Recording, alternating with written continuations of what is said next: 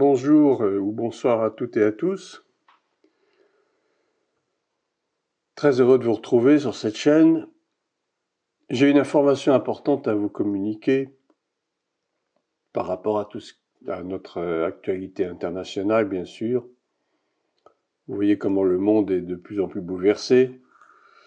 Et nous arrivons dans une période électorale, notamment aux États-Unis, avec la possible, je dirais même très possible arrivée au pouvoir, donc de M. Trump. À ce propos, je voudrais, et je tire ces informations de différentes publications, donc ça ne vient pas de moi, et je vous citerai d'ailleurs les publications à l'issue de cette vidéo. Je voudrais vous communiquer donc des informations concernant donc M. Trump et liées à ce groupe, à cette société secrète plus exactement, qui s'appelle le groupe Bilderberg. Ce groupe Bilderberg qui a été fondé en 1954 par l'ancien prince des Pays-Bas, le prince Bernhard, qui était d'ailleurs un ancien officier nazi. Il avait mis au point ce groupe qu'on peut vraiment appeler une société secrète d'une centaine de personnes environ, qui se réunissaient dans des hôtels à huis clos.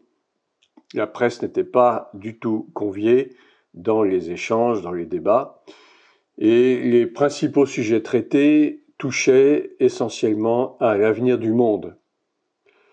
Alors évidemment, quand on parle de l'avenir du monde, ça peut revêtir plusieurs formes, plusieurs aspects, et notamment les aspects concernant les politiques énergétiques, et puis les politiques en général, la diplomatie, les politiques de santé, les politiques sociales des différents pays du monde en réalité.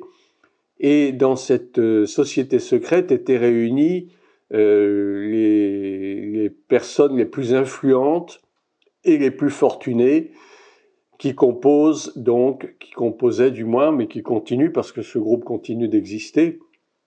Il est plus actif que jamais, et donc des personnalités de haut rang, de la finance, des groupes pétroliers, des grandes banques donc bien évidemment, et puis des milieux des assurances, des milieux scientifiques, des milieux des médias également, et bien entendu des milieux politiques, des personnes haut placées, des personnes qui ont beaucoup d'argent et qui sont là prétendument pour présider aux destinées de notre monde.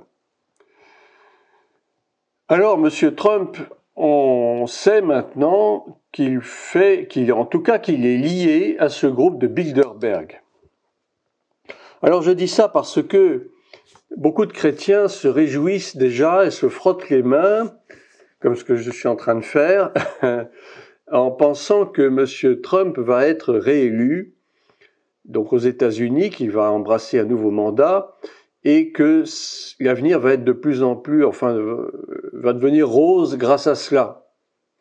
Alors, lors de son dernier mandat, effectivement, le monde avait connu une paix relative, le monde avait connu une sorte de, je dirais, croissance, entre guillemets, si l'on veut. Il y a eu beaucoup moins de conflits, puis surtout, M. Trump s'est déclaré précisément hostile aux sociétés secrètes, hostile au nouvel ordre mondial. Eh bien, nous allons voir qu'il n'en est rien en réalité, parce que, vous allez voir, les informations que je vais vous donner sont assez surprenantes.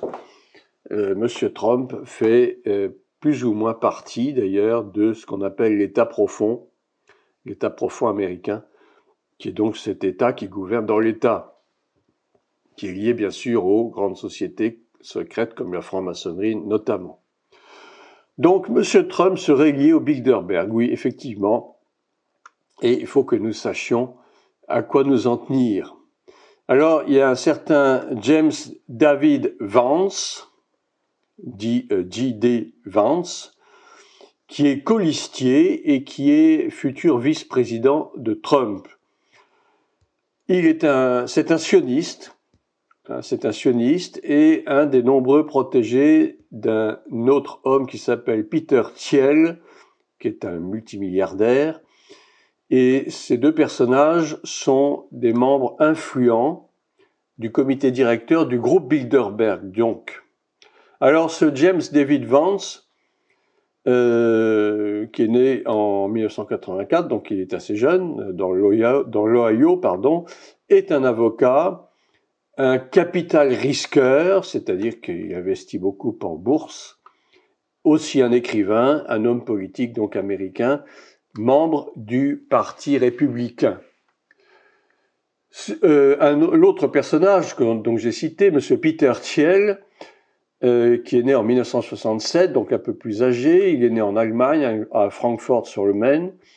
C'est un entrepreneur américain et néo-zélandais d'origine allemande, donc. Il est gérant de différents fonds spéculatifs et investisseur de capital risque. Ça, c'est de la haute finance. En 1998, il s'est allié avec un certain Max Levchin. Il a cofondé une société qui s'appelle Confinity, qui deviendra la société PayPal, que vous connaissez certainement bien, puisque PayPal, c'est cette plateforme qui permet d'envoyer de l'argent d'un compte bancaire sur un autre bancaire sans qu'il y ait d'échange de monnaie en réalité. PayPal, c'est très connu, ça fleurit bien sur les réseaux sociaux notamment. On peut s'envoyer de l'argent comme ça par PayPal, c'est devenu extrêmement populaire. Et donc ce monsieur Max Levchin va devenir directeur général donc de PayPal. Alors le magazine Newsweek a qualifié ce monsieur Thiel de l'une des deux personnalités les plus influentes du Bilderberg. Monsieur Thiel a été l'un des principaux donateurs de la campagne présidentielle de monsieur Trump en 2016 et il a fait partie de l'équipe de transition de Trump. D'un autre côté, l'ascension de monsieur Vance, dont nous avons parlé, James David Vance, a été rendue possible grâce aux 15 millions de dollars qui ont été versés par Peter Thiel. Donc, monsieur Thiel, qui est le grand Manitou de PayPal, a également financé des sociétés de surveillance, dont une qui s'appelle Palantir, qui est un contractant de la CIA, et Clearview, et il a utilisé principalement des photos postées sur Facebook, donc qui est aussi une entreprise qui est soutenue par Thiel, afin de développer sa base de données de reconnaissance faciale. Donc, Palantir est le moteur de l'état de surveillance aux USA, et ce par des liens avec le Pentagone, l'armée américaine et la CIA. Palantir, alors on peut en dire quelques mots. Palantir Technologies, c'est donc une entreprise de services et d'édition logicielle spécialisée dans l'analyse et la science des données, ce qu'on appelle la database, ou la base data, si vous voulez, qui se trouve à Denver, dans le Colorado. Quant à la société Clearview AI, est une entreprise américaine spécialisée donc dans la reconnaissance faciale. Elle fournit un logiciel qui est basé sur une technologie qu'elle développe permettant de rechercher un visage parmi une base de données de plus de 20 milliards d'images. Oui, 20 milliards d'images qui sont obtenues via les réseaux sociaux par le web scraping sur Internet et donc sur tous les réseaux sociaux que vous connaissez. Donc il y a Facebook, il y a Instagram, il y a TikTok, etc., etc. Il y en a de plus en plus. Alors monsieur Thiel, avec la société Palantir, est donc un architecte important de l'état de surveillance moderne aux USA. Et ne pensez pas qu'ils vont s'arrêter là, puisqu'il est prévu, bien entendu, que cela s'étende en Europe. La présence de M. Thiel auprès de l'administration Trump a permis à la société Palantir de remporter de nombreux contrats très lucratifs au cours du premier mandat donc de M. Donald Trump. Et sous son administration, dans le domaine du déploiement de la vaccination Covid, Palantir il a aidé énormément. Il a aidé le gouvernement fédéral à allouer la quantité de vaccins nécessaires que chaque État devait recevoir. Elle a collecté, la société, toutes les données sur le Covid-19. Il a aidé à identifier les populations hautement prioritaires pour recevoir le vaccin dans les premiers. Et la société a également décidé où chaque dose allouée ira dans les cabinets de médecins et les grands centres médicaux. Palantir gérait également la base de données secrète qui stockait et qui accumule toujours, qui continue à stocker des informations liées à la propagation de ce fameux virus Covid-19. Et tout cela a été influencé par la présence de Thiel dans les équipes de M. Donald Trump, et ce par le rôle des proches collaborateurs et des personnes clés choisies et nommées au Pentagone par Trump lui-même. La société Palantir soutient également le super PAC Trump-Vance, aussi appelé America PAC. Alors, super PAC, ça veut dire Super Political Action Committee, dans lequel M. Elon Musk va investir 45 millions par mois pour soutenir l'élection de M. Donald Trump. Vous voyez comment les choses se font. Évidemment, c'est l'argent qui mène le monde, on le sait très bien. Alors, concernant la société Clearview, soutenue par Thiel, ils prétendent être désormais capables d'identifier chaque personne dans le monde à l'aide du système avancé de reconnaissance faciale. C'est déjà commencé. Il y a énormément de sociétés dont le système de sécurité est basé exclusivement sur ce système de reconnaissance faciale. Il y a eu la reconnaissance digitale, maintenant il y a la reconnaissance faciale, et vous avez même dans les rues, que ce soit aux États-Unis, que ce soit en Angleterre, des caméras qui travaillent justement sur la reconnaissance faciale. Ce qui fait que vous devez vous inquiéter de n'être plus tellement caché dans ce que vous faites, dans tous vos déplacements. Nous savons que déjà nous sommes fliqués entre guillemets, nous sommes pistés grâce au GPS que nous utilisons dans nos téléphones portables, grâce également donc à nos téléphones portables, même lorsqu'ils sont éteints. Et maintenant, certains véhicules de haut de gamme sont équipés de suiveurs, de trackers, qu'on dit en anglais, qui permettent donc de pister les automobiles à très grande distance. Vous voyez comment tout est fait pour pouvoir mettre le monde sous contrôle, tout simplement. Et ça, c'est la volonté de Satan, de l'ennemi, c'est la volonté de mettre le monde sous contrôle, de pouvoir surveiller les faits et gestes des citoyens pour mieux les contrôler, pour mieux les enfermer. Et donc ça, c'est le but du nouvel ordre mondial, n'est-ce pas? Nous l'avons déjà dit, répété à maintes reprises, mais cela ne fait que se confirmer. Le PDG de Clearview a déclaré ceci: beaucoup de gens ont changé d'avis sur la technologie de reconnaissance faciale lorsque l'insurrection a eu lieu au Capitole des États-Unis. Vous vous souvenez de cette insurrection qui a eu lieu, je ne sais plus, il y a 2 ou 3 ans. Et cela a été très utile pour pouvoir procéder à des identifications rapides et donc à des arrestations. Et ce mode de surveillance sera clairement mis en place dans les manifestations, dans les regroupements sociaux, que ce soit aux États-Unis, que ce soit en Europe. On va très facilement identifier les meneurs, tous ceux qui mettent le désordre dans ces manifestations publiques. Alors, Clearview a non seulement été utilisé dans les événements du Capitole, mais aussi dans les jours et les semaines qui ont suivi, donc pour identifier les émeutiers présumés. Monsieur Thiel a également mis Vance en contact avec David Sacks de PayPal. Et Monsieur Sacks et Elon Musk, qui est cofondateur également de PayPal, ont joué un rôle clé dans la sélection de Vance comme vice-président par Trump, car ils ont mené une campagne de lobbying secrète en faveur de Vance, à laquelle participait également le présentateur de médias, un certain Tucker Carlson, qui est bien connu des Américains.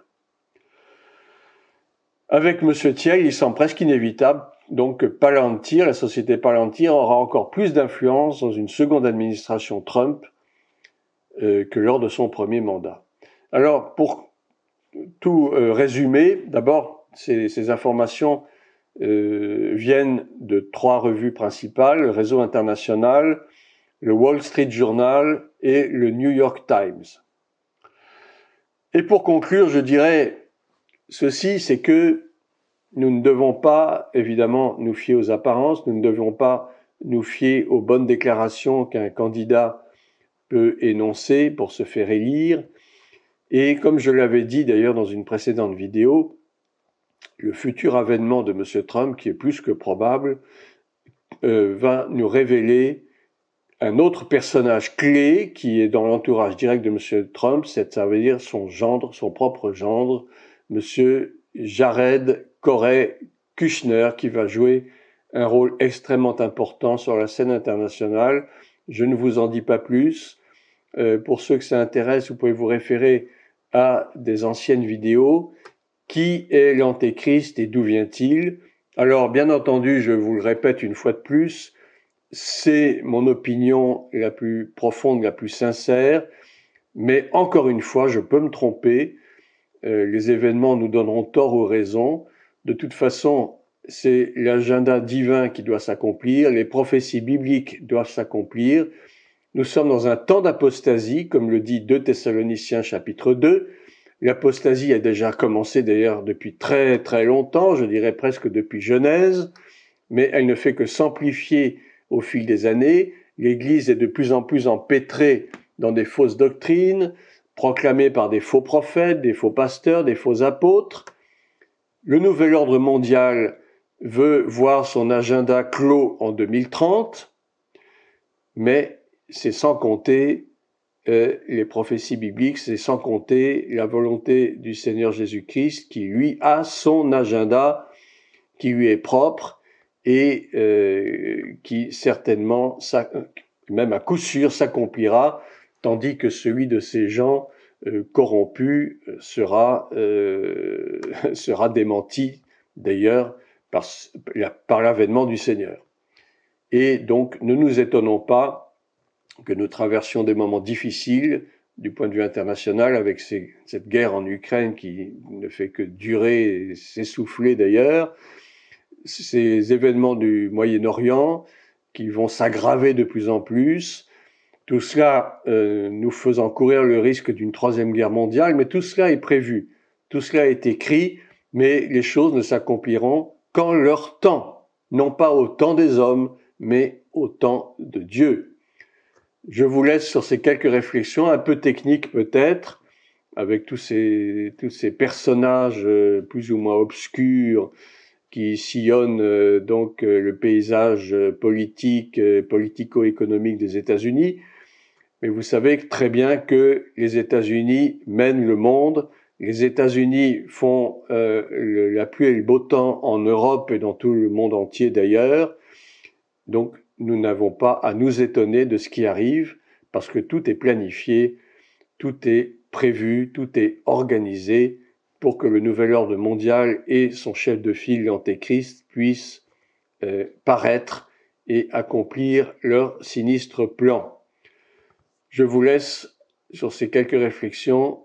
Je vous dis à très bientôt.